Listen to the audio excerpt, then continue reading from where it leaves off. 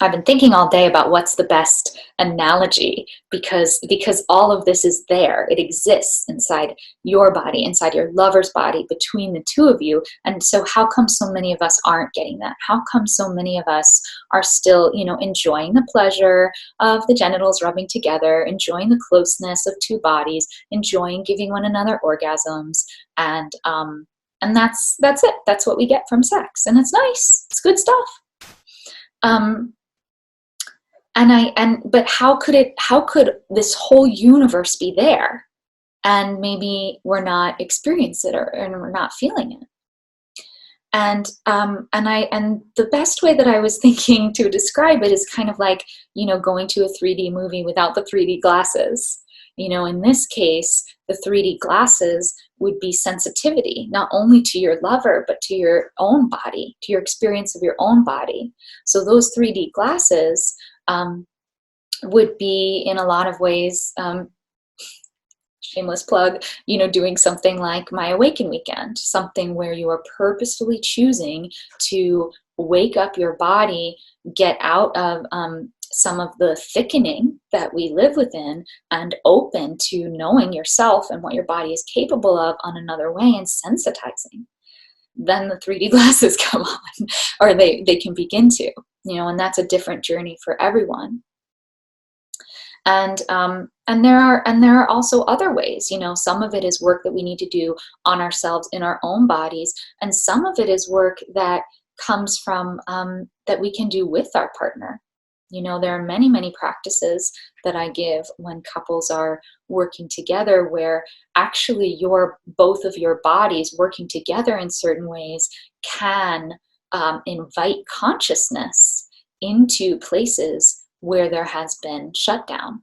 And particularly, you can work together to bring that consciousness into the genitals, which is important because that's one of the main, it's not the only, but it's one of the main things that, if your penis can be sensitive to what's happening inside of her vagina, that's an exciting, it's a really important piece of the puzzle. And there's work that can be done if you are in partnership between the two of you, where each other's bodies can invite a level of sensitization for both of you, so that you can both open to these places.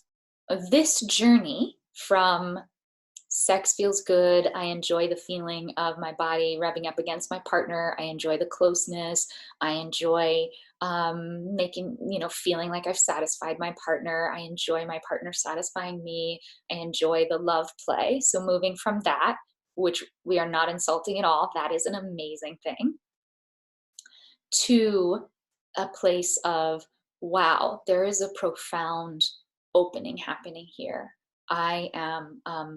It is an honor to be inside of woman, this woman specifically that I choose, and also in some ways any woman. It is an honor to penetrate a woman, especially it is a blessing that she is allowing me inside of her, especially in a world that is incredibly dangerous for a woman to be vulnerable within, in so many ways. So recognizing the honor and the sacredness of that, and allowing this lovemaking to start to become something that opens your body more deeply, something that becomes a healing balm for both of your bodies, something that can allow for new levels of awakening, for expanded states of consciousness, for energetic strength, I suppose might be the word, fuel for your awakening. So moving into that space, what are some of the stages? The first stage is what's happening right here on this call, hopefully, which is that your context begins to change. You at least begin this conceptual awareness that something different could happen. And that is, that's it. That's the first step. You're doing it. It's happening already. The second piece, excuse me, is a dedication to practice. So this is what I spoke about before. It's going to be whether you're going to be taking on practices that are things that you can do together to enhance the consciousness in your bodies so that you can put on those 3D glasses and feel, taste, touch, experience more of this deeper level of opening, or whether it's going to be some of the what I'm calling neo-tantric or embodiment practices, which are what I share, which is different movement, breath work, working with different sounds, helping our bodies to melt some of that tension in order to be able to feel more of what's actually happening in our own bodies, to access that larger context in our own bodies, and eventually be able to feel that when we enter into our partner. So that second step is going to be choosing whatever your entry point is, whatever your practices are going to be. It's going to require commitment and practice.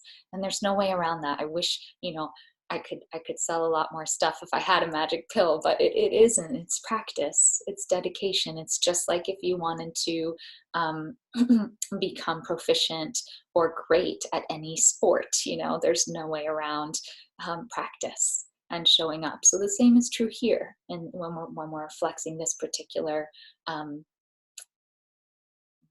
it's not really exactly right, but yeah. The third stage is going to be through that practice, more sensitivity is gained. Those 3D glasses are coming on. You're able to see more of what was always there, but what both of you and your partner may not have had access to.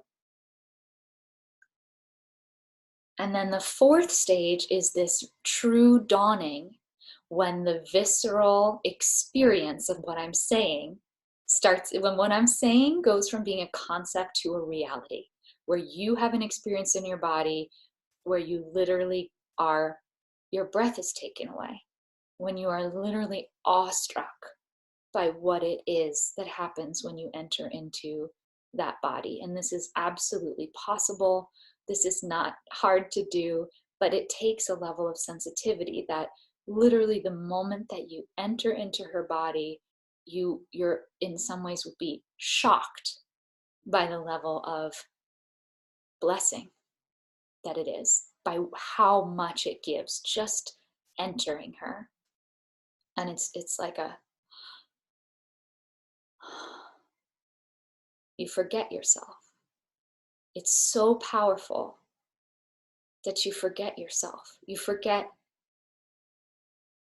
the centrally located desire and need for pleasure or for orgasm, because it's so overwhelming to enter this universal space, and such a blessing.